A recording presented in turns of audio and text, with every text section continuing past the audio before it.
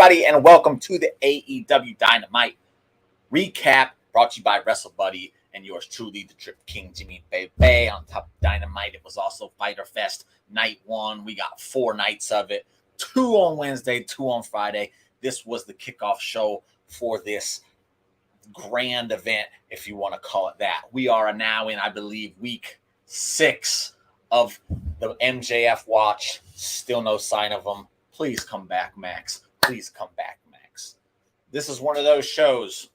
Didn't really need him, though. Not to hate on him. This was a good show overall. I could deal with no MJF on tonight's one. We got David in the chat. Hey, yo. Good to see you, bud. Good to see you. Now, the first match. I'm getting right into the show. The first match of this, Orange Cassidy versus Wardlow TNT title match. I had a lot of people hating on the idea of this match happening. And I was like, I think it could work. And what we got was something that was far better than what I expected. It's going to sound crazy. This might be one of my favorite matches to watch since WrestleMania as far as entertainment goes.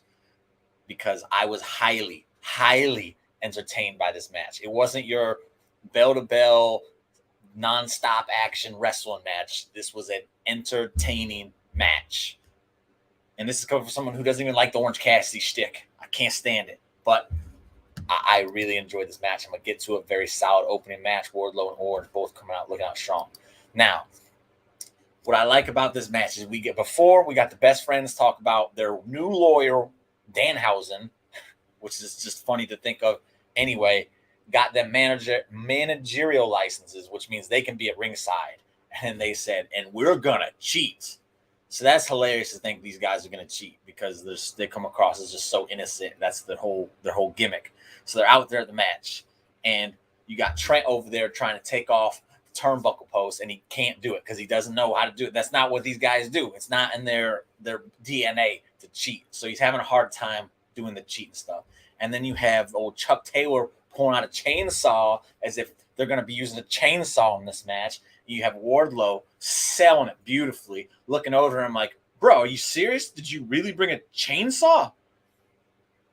And then the ref's like, hey, y'all need to take a chainsaw, take whatever it is that Trent had, and go. You kicked out. As this is happening, Orange Cassidy goes outside the ring, and he's trying to bait Wardlow into chasing him. He gets over to the other side where the ramp is, and he stops. Wardlow stops. He's like, wait a second. He looks on the ring, and he pulls out Danhausen. Danhausen's like, oh. He's like, then he does he's about to curse him, and then he's like, no curse, please, let me go. Wardlow lets him go. They get in the ring, and then the match starts. The spot's nice. The action was perfect for this. All the distractions, and then Orange Cassidy going for the legs. It sold this match great. I don't care if you think Orange Cassidy sucks. Take your blinders off and watch this match for what it was. It was awesome. It was a fun time. And I want more of this in AEW. If you give me more of this in AEW, I'm a very happy man. Because it's not, again, the bell to bell, let's fit in as many moves as we can, nonstop wrestling stuff. There's entertainment and story going into it. Whether the story's silly and goofy or not, I don't care. It's fun. I can get involved with it. It's much better. I love this match. That I cannot express enough how much I love this match. I'm going to watch it again. I rarely watch matches back the next day. I'm watching this one tomorrow. That's how good it was. So I highly suggest this match. Unless you're just one of these guys like, I don't like Vaughn, then don't watch it. But this match was fun. No question about it. Just enough comedy with Danhausen. They're using him quite well over there. Not overdoing him on TV. I think they could do more with him. I don't like how they got him just kind of like juggling from this to the, like Hookhausen's already done. Why? It was starting to get some momentum. I was finally starting to get behind it, and then they just pulled the plug on it. Kind of weird. And then they put him back with Orange Cassidy and Best Friends. I don't know. Is what it is. But besides all that, the match, like I said, it was a very fun, entertaining match and great usage of the Best Friends and Danhausen involved with this. It was very good. So in the end, Wardlow won. He got the power bomb. He picked Orange Cassidy up afterwards, gave him a little dap, and then he left. So that was it. That was a good opening. From there, we go to a Chris Jericho promo in the ring. This wasn't the wizard Chris Jericho. This wasn't Jericho Appreciation Society Jericho. This was Chris Jericho giving a, I won't say a great promo, but this was a very real promo. This is the Chris Jericho I want to see more of because it's Chris.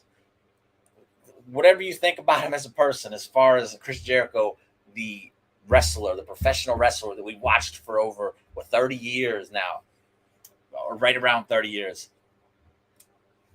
He's fantastic at what he does, especially when he's clicking on all cylinders. And tonight he was. As David pointed out, Chris getting serious on the promo and spitting out history facts. It's always going to be better than I'm a wizard, and he throws fireballs on people. It's funny, but I prefer this stuff with Jericho because he delivers it so damn well. And then he said next week for the barbed wire everywhere match, which I don't know what it is. They got shark cages on top with all the people, and I'm knocking down Punk over here. I'm sorry, buddy, but got people inside a shark cage suspended above the ring as there's barbed wire everywhere. Very weird. I'm not really sold on it, but I'll watch because Kingston and Jericho, they seem to really hate each other. That's how good they are at telling the story. So I'll check it out for that. But man, does it sound like a complete clusterfuck of a match. But Chris Jericho did a nice promo to help sell that match. Got Onita, Sabu, and Funk references, all legends, like the living legend himself, a Chris Jericho. Thank you. After that, we go to commercial, come back, and now Eddie Kingston gets a promo. He's complaining, Jericho got 5 minutes, and this is all I get? Okay. Does his thing. Typical Eddie Kingston promo. It's good. He's got Ruby with him, and he's got Ortiz with him. And he's saying, you did this to Ortiz, you did this to Ruby. Well, now I'm going to do this to you. I'm going to hurt you, and I'm going to enjoy it. And that was it. And then he walks off. So short and sweet for Eddie. I like the short and sweet ones from Eddie. I don't like it when he just draws stuff out. It's not that fun. That ending, yes, we will get to that. Tear in my eye. Didn't end the way I wanted to, but we'll get to that. Eddie has to go over in this match, and I would agree with you, except for he went over in the last one-on-one match with Jericho, so I think Chris is going over here. Either way, we'll see. If Eddie goes over in this match, I can see him going towards Mox for the interim title. I think that could be a plausible idea they go with, but we'll get to there. If it even happens, we don't know. Back to the show. This is my only gripe on the show, this next part. It was John Mox versus Takeshita. I can't pronounce his name, and I apologize. Takeshita. There we go. I got it right. Boom. Brain fart. I got it back. The match was good. I'm not going to shit on the match. It was a good match. My issue is this match should not be taking place because it was just out of nowhere. This is not the kind of stuff that is going to help AEW grow. Shit on me all you want. I don't care. It's my opinion. I really believe things like this are going to stop AEW from growing. And again, it has nothing to do with Takeshita. I think he's great. I don't have a reason to care about him. He's 0-3 on AEW television. He's lost to Jay Lethal. He's lost to Hangman Adam Page. And he's lost to Eddie Kingston. And now he has lost to Jon Moxley in a match where if he would have won, he would have got an AEW title shot, even though that would have been his first win on AEW television after losing three other matches. Doesn't make sense, especially when you have a ranking system involved. It doesn't make sense. You have to stop doing these things. Again, match was great. This is the kind of match you put on Dark or Elevation because it's there just to be a match, not to help push stories and things, all that. But Takeshita bleeding with Mox, foreshadowing perhaps Regal giving him props. Yes, and again, the match was great. Regal put him over. Mox survived. Those little things right there help put him over. I'm not missing the bigger picture. They've done nothing. They've done nothing to make me care other than say he can wrestle really good, which is great. He shouldn't be in this position right now, though. Have him wrestling other people and winning on the show. Give me some wins on TV. Give the people who aren't into this wrestling thing nonstop, they're just like kind of tuning in and checking things out. Like they see Mox, they're like, okay, there's your champ. Who's he taking on? Who's this guy? Oh, I saw him losing to Jay Lethal a few weeks ago. What's he doing with Mox? And he wins. Doesn't make sense. And that's where I'm coming from. You can't do that stuff on these stuff. It just can't. Takeshita versus Alexander next week, Garden State Pro Wrestling. It'll be a great match. Again, this is nothing against Takeshita. It's about the booking, and the booking is bad here. and this isn't fantasy booking on my behalf. I have a bunch of people who agree with me. It doesn't make sense, and that's me. The match was great, as again, yeah, it was. It was not needed. I agree. That's my take on it. The match was good though. If you like good wrestling matches, watch it. There you go. Banger match incoming. I'll even say that for this. I don't know if that was directed towards the Mox Takeshita match, but it was a banger match. It was a fun match if you can get into it. Absolutely 100%. You should check it out. It shouldn't happen on Dynamite though. Next, we get a House of Black promo cutting on Darby Allin. Brody King did not take kindly to Darby coming out last week saying, you showed him whatever it is he told him. They showed him attacking him in the mall at some autograph signing. It was funny as shit to see him powerbomb through a t-shirt table. And that's where we're going with this, which is a kind of a little bit of a bummer because I really thought after Brody King went against Mox last week, we were inching towards a Malachi Black versus Mox feud program, whatever it is. Doesn't look like we are. Save it for another day. But I thought that's where we're going. It doesn't look like they are. We're getting House of Black going after Darby and Sting. 10 years experience at 27, year 2. Again, I'm not. He's good. Takeshita is good. He's very, very good. He's going to be great. Give me a reason to care. You just got to give me a reason to care. That's all there is to it. Give me a reason to care. Clips of Brody attacking Darby at the promo event. Nice touch. Yes, I like that they're doing things like that. They show these things on Twitter, use them part of the show to help tell a story.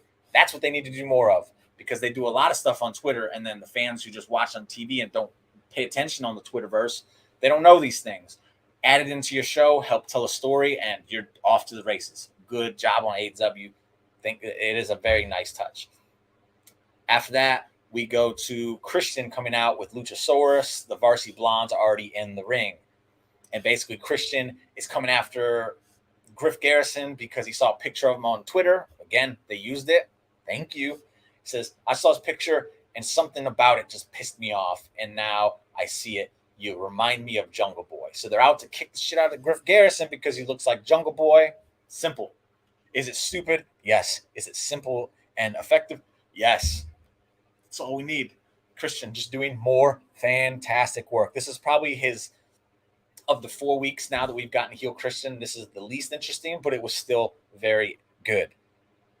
Luchasaurus goes down, just completely destroys Griff Garrison, and then he ends up putting him on the table and choke slamming Brian Pillman, or vice versa. I can't remember. Table doesn't break, so he has to do it twice. Takes them out. Sets up a match next week, I believe.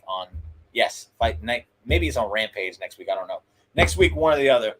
The Varsity Blondes will be taking on Luchasaurus and Christian, which they'll probably be getting their ass whooped for that one too. The video package was great. Love that they used it. That was for the Darby thing. Yes, absolutely. Do more of that, please. So after the Varsity Blondes got destroyed, we go on to that Luchasaurus being turned into an absolute monster. Thank you. I'm not one of those Luchasaurus haters. I've loved him since I saw him day one, and I completely dropped the ball on this dude. He was so over before the pandemic, and then the pandemic hit, and nothing happened with him. The tag title reign, unfortunately, sucked for him in Jungle Boy, but now he's free of it, and he could be a monster. That's what I like to see. The presentation of him is beautiful. The black mask, nice touch. After that, Jericho Appreciation Society interview in the back with 2.0 Rules and Daniel Garcia. And basically, Magic Daddy, he's talking about, why are we in a shark cage? How high is this shark cage? Why are the other people not involved in the shark cage? Why is it just the Jericho Appreciation Society? This isn't fair. Good stuff by Magic Matt.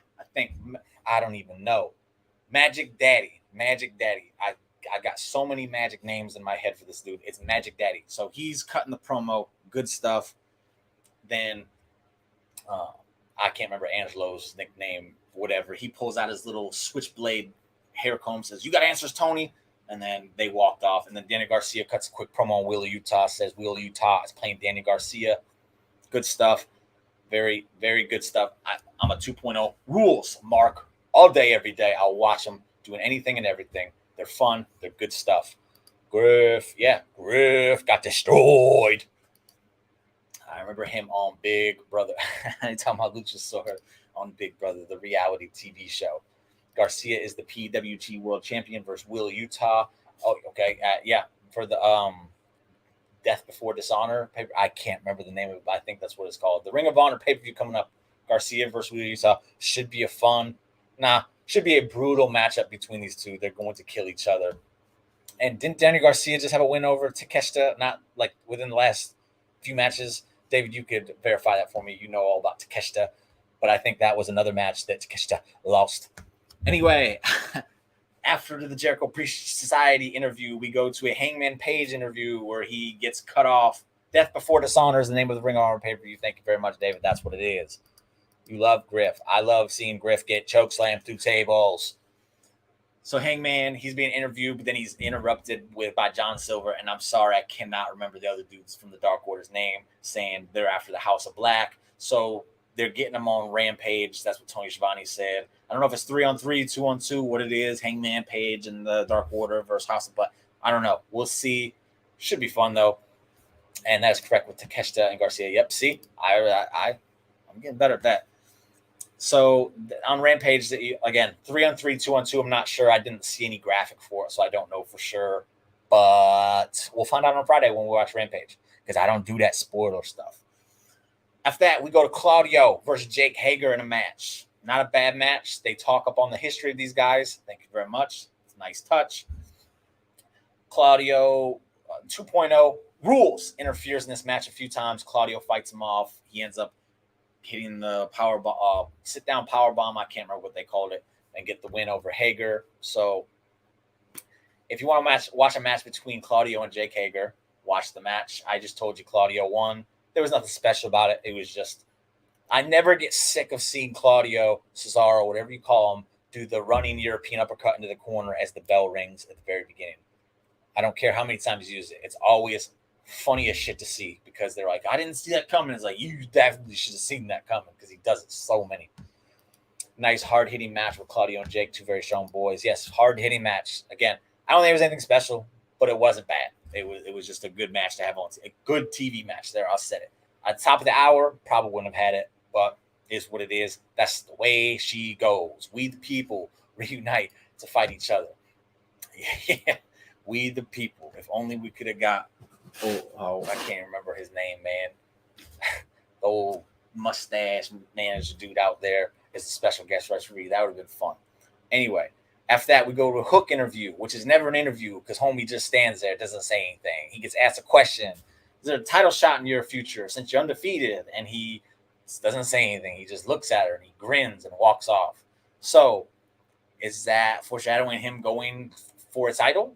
If he is, Dutch Mantel. Yes, I remember the Dutch. Was that his name in WWE with them, though? I don't think that was what they called him by. They had him some other crazy name. But yeah, Dutch Mantel. But yeah, so if Hook is going after title, which title is this we talking about? We're going to put him after the TNT title against Wardlow? That's a mistake. You're going to send him after the world title? That's a mistake. What are you going to really do? I don't know. Tease Hook title match, possibly the FTR belt. Ooh, there we go. I don't do that to Ricky Starks, though. That's a good shout, though. That's a very good shout.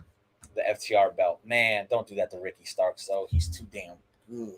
You know that. I love Ricky Starks. More on that in a minute, though. So yeah, that was the Hook interview. They go from that to another just funny segment to me. It's Thunder. They show Thunder, and they also showed Pac defending his new Mid-Atlantic, All-Atlantic, whatever title it is, on Dark or Elevation last night. You put a title on this man because he's been there since day one. You put a title on him because it's like he deserves it. And you have him defending it on a YouTube show. And then you got to show highlights from where you defended it on like some other show that's not even yours. Get Pac on TV, bro. Please put Pac on TV. That was earlier. And this one reminded me of it because then they showed Thunder losing over in a Joshi tournament to, let's see if I get this right, promoting Thunder and Joshi Pro. I think they're about to, I think I saw where they're going to start working with Joshi or Stardom, one of the two, over in Japan on AEW, which would be very beneficial for the women's division.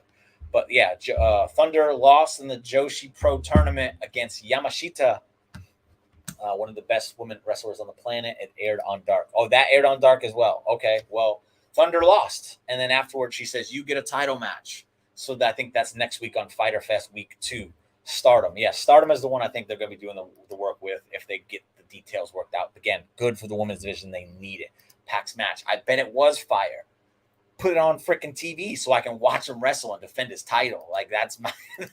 I'm sure it was very, very good. I'm not watching YouTube Dark and Elevation, though. Just like I'm not watching the Level Up. And no. Sorry. That's just what it is. That would be very huge. I agree 100%. And I don't even know Stardom. I just know they have talent over there. And that's what the women's division needs in AEW, talent. Hopefully we'll get more than one match a week with Stardom over here helping them out. So, yes, Thunder loses. She defends against Yamashita. I believe that's the way it's said. Next week on Fyter Fest because of that. So she'll get her win back. And then her and Thunder are talking about, we're Thunderstorm and we're here to take on anybody, blah, blah, blah, blah. Thunder Rosa promos are poop, garbage. And then here comes Britt Baker and Jamie Hayter to save the day. And they just start running Thunder Rosa down, talking about they're not scared of thunderstorms because they know exactly what to do against thunderstorms. And they pull out a sandbag and hand it to them and leave. And I just died laughing. Thunder Rosa, you sandbagging ass woman. Thank you very much, Britt. That was hilarious. Whether the sandbag thing, no, it is true because I saw it happen against Maria Shafir. So bump that. It was real. And I appreciate the little jab at Thunder. She deserved it. So Jamie Hayter and Britt are going to be taking on Thunderstorm either on Rampage. I don't know. I didn't see a graphic for this one either, so I don't know when it's happened, but I know what's going to happen. So we'll see what happens there. Stardom could be getting 2 or 3 fairly large free agents. You never know. So, to touch on this, I don't know the validity of it. So take this with a grain of salt. But I did read where Tony Khan has already had a meeting with Paige and is wanting to bring her in as soon as he possibly can. For what role, I do not know. I would not be a surprise one bit to see Paige wrestling in an AEW ring, though, before the year's up. Ladies getting lots of airtime and presented well.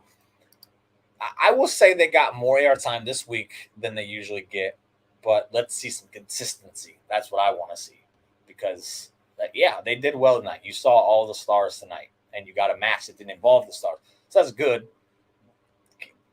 Consistency. Let's see some more. I want to see more than one match a week. That's my thing. That's my whole gripe. I want to see more than one match. These girls can get better if you give them time in the ring. You like to give them 15-minute matches, but you want to give two matches like 7 minutes apiece. Would probably be better. Saraya, Shirai, Mercedes, Naomi, all out there soon. Io soon. No, Io has already shut that shit down. She tweeted and says, I can't stand rumors. Talking about the rumor where Dave Meltzer said she's got 1 foot out the door. So I'm not buying the Io Shirai one bit. If she leaves, she leaves. But until it happens, I'm not believing it. Nope. Refuse to believe it. Io will definitely sign a new deal with her. Based on what she tweeted today, I believe it. I'll post the other thing when we get to that match. After that, we go to Serena Deeb versus Anna Jay. And I will say, I was very surprised with Anna Jay's match tonight. She's usually not that good. With Serena Deeb, she had a very decent match. Probably the best she's looked in any of the matches I've watched her in. Again, Serena Deeb is awesome, so it's probably not that hard to do. But she's still under contract. Bro, go look at the tweet she said. She said, I hate rumors. And the rumor beat that. Yes, babe, I'm talking about the girl that'll literally kick the shit out of somebody with her little ponytail bob thing. She wrestled tonight. You missed it. But Io has literally shut down the rumor that she is leaving. So, again, when it happens, okay. Until then, nope. I don't believe it for a second. Dave Meltzer just talking out his ass. What else is new? Serena Deeb will kick the shit out of you and anybody else. It ain't just me. Just don't be pointing fingers at me. Kick that shit at anybody.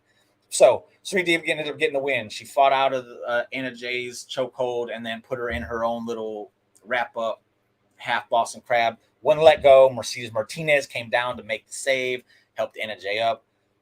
Death Before Dishonor. I'm sure that'll be a match. Mercedes Martinez versus Serena Deeb for the title.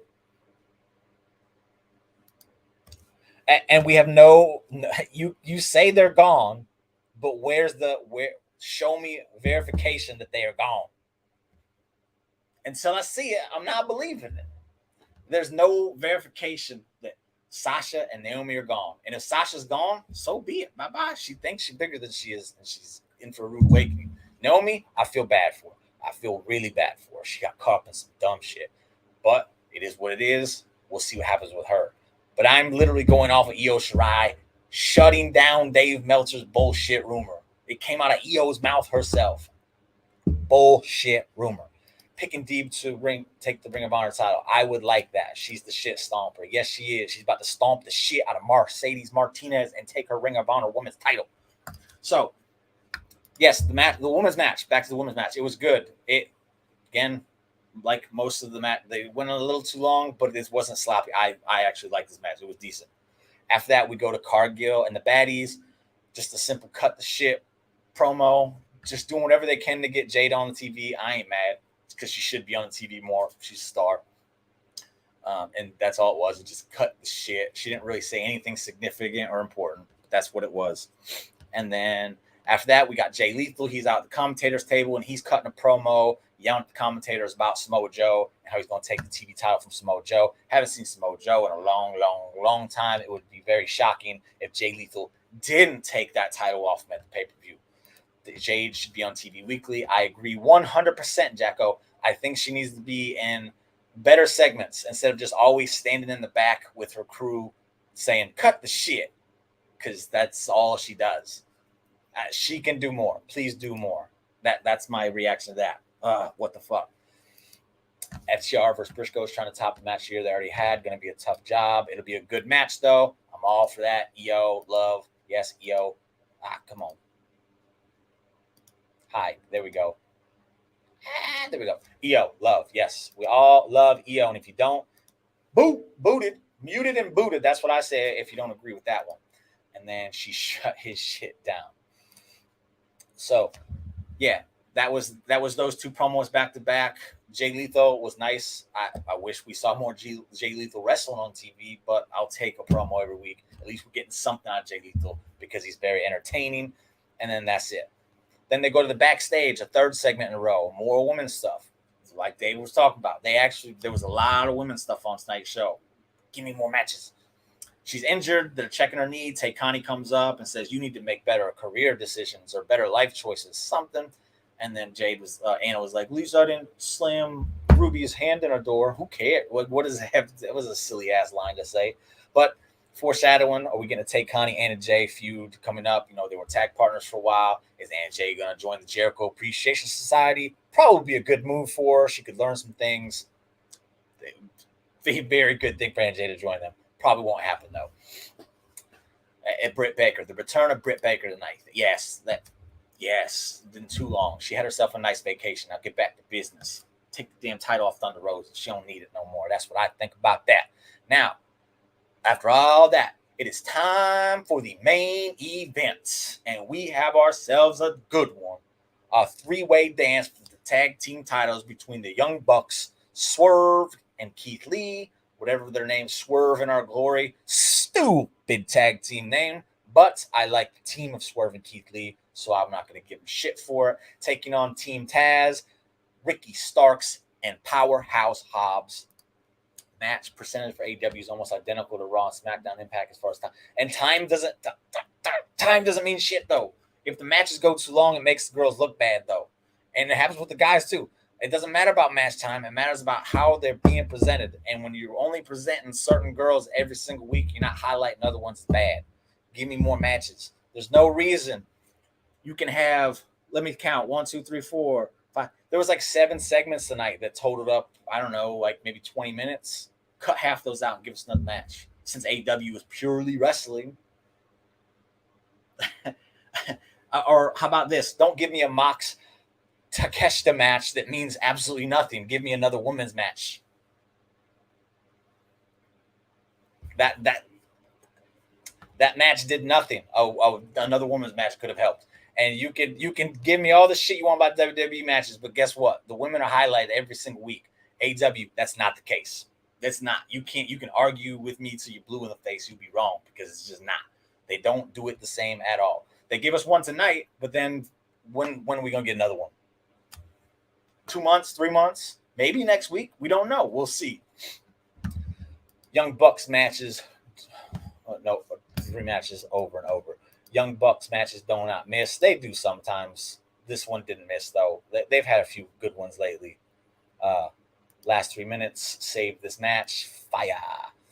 Damn Bucks. My thoughts exactly. But I can't hate on them too much. As I said on the Twitter machine, if the Young Bucks lost the titles tonight, I would never talk shit about them again. So we will get to that. This match was very, very entertaining, and it was no show. It was no like entertainment like the first match. The first match started with some comedy and some entertainment. This one finished with some just fire ass match. So the ending of the match, I thought Bucks win, and then something happens. Okay, Swerve Lee went, something happens. Then Powerhouse Hobbs went. Ricky Starks, Powerhouse Hobbs about to win. Now jump out the consequence. Finally, and then they don't win, and then just keeps going back and forth all around. Very, very kept me on the edge of my seat. A TV match had me on the edge of my seat. Thank you very much. That's beautiful. There was a lot of spots. I didn't write the spots down because I was at the edge of my seat. I was just very entertained by this match. You should definitely be checking it out. That's all I'll say. You should definitely be checking it out because it's a very entertaining match. And apparently I spoke too soon, and I'm going to have to eat my words because the Young Bucks lost. They put over Swerve and Keith Lee. Again, I'm not mad that Swerve and Keith Lee won because I like them.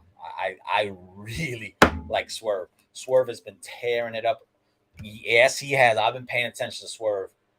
He should be in a top 10 wrestlers of the year conversation, in my opinion. He's that damn good, and he's been doing that good of work.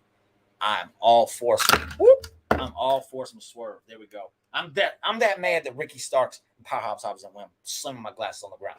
But what we all need Hobbs and Starks versus Lee and Swerve. Yes, we need more of that. Absolutely 100%. But again, I can't be too mad because the match was great. I am mad that I can't talk shit about the Young Bucks anymore unless I lied, which probably could be a possibility because I don't think I can just not talk shit about the Bucks. But good on them for doing the thing and putting over somebody and not having a lengthy title run, hijacking the titles. I know they only have them because of what happened with the Hardys, so okay. And they cut it short. They did the right thing. Thank you, Young Bucks, on that one, and thank you for doing it in style because the match was awesome. And we got always been a Lee and Swerve fan. I've been kind of hot and cold on Keith Lee, but Swerve I've liked since the first time I saw him. I think the dude is awesome. He has a presence. Chris Starks a future world champion and possibly NJPWIWGP. Oh, excuse me. Burt. Ditto to Hobbs. I hope that we get to see those dudes in world title feuds and as champions. I really do, because Ricky Starks has that just finesse to him. Powerhouse Hobbs is a beast. And man, I wish they went to. I won't sulk too much because again, the Young Bucks lost. But man, I wish Hobbs and Stark would have won it. Your birthday's tomorrow. Happy birthday, Courtney, and we got David telling him happy birthday as well. Good on that. So, yes, the show ended with the Young Bucks dropping the titles to Swerve and Keith Lee. Good show tonight. Again, my only gripe was it was a good match. I don't see the reason for having it on the show. But other than that, like there was no misses tonight. It was just a good show. Top to bottom, there was no point where I was kind of nodding off and like, okay, what's next? I really like the percentage of women being a highlight tonight. I want to see more of that. Please. I'll stop talking shit about AEW and their booking of the women's division if they could do more of what they did tonight and get Jade Cargill out of the back. Do some more stuff. Get her in front of that crowd, man. What are you doing? Damn superstar. Yeah, that's the show. Really good show. Thank you all for joining me. I hope you all enjoyed the show as much as I did because, again, I really enjoyed it. I really, really loved Orange Cassidy versus Wardlow. I had to sneak that in one more time. Lee looked good. Everybody in this match looked good. The Powerhouse Hobbs doing the spine busters to everybody on top of Keith Lee. Awesome moment. The Ricky Starks and I can't remember which one it was. I think it was Nick Jackson walking a tightrope together, then running each other. That was funny. I guess there was a little bit of comedy, but that was a good spot. Keith Lee doing the flip over the rope. That's just crazy to see all the time. They need Rampage and Ring of Honor back to back on the same night on TV. Probably not a terrible idea as long as it was live. That would be. I've said this since probably the month after Rampage started. Put Rampage on 2 hours, make it live. You have enough people on that roster to have another show weekly for 2 hours. And if you have to, get rid of one of the YouTube shows because you don't need two of them doing the same damn thing. And you could have more women and more of the lower, I don't want to say lower talent, but people lower on the card on that Rampage show filling it out. Kind of like how Ricky Starks and Hobbs were dominating Rampage for so long. Do it with someone else. And you can do it with women at the same time. Got to be live. Yep. Yeah, you got to be live. I hate the fact that I got to avoid spoilers every single damn week because there are idiots out there who like to spoil. And it's like, why? You bitch when Fightful spoils WWE shows, but then you turn around and spoil AEW shows. Y'all one and the same. Stop it. But I'm going too far. Match. Show's over. Show's over. AEW Dynamite was awesome. This was awesome. Thank you for joining me again. Happy birthday. Happy early birthday to Courtney tomorrow. Imagine if they did that on Tuesdays as a lead-in to Dynamite. I don't think they would do it. If anything, I think they should go on Friday nights at 6. Go on an hour before SmackDown because SmackDown's a boo-boo ass show. So if you give me a reason not to tune into SmackDown, I won't watch it. I'll watch AEW. 100% as a WWE fan, I'm telling you right now. AEW is on 2 hours and it goes on an hour before SmackDown. I'm probably not tuning into SmackDown until AEW show is over. That's me though. But I'm just rambling on at this time. Make sure you tune in tomorrow. We got our buddy Andy back with the NXT UK or a recap.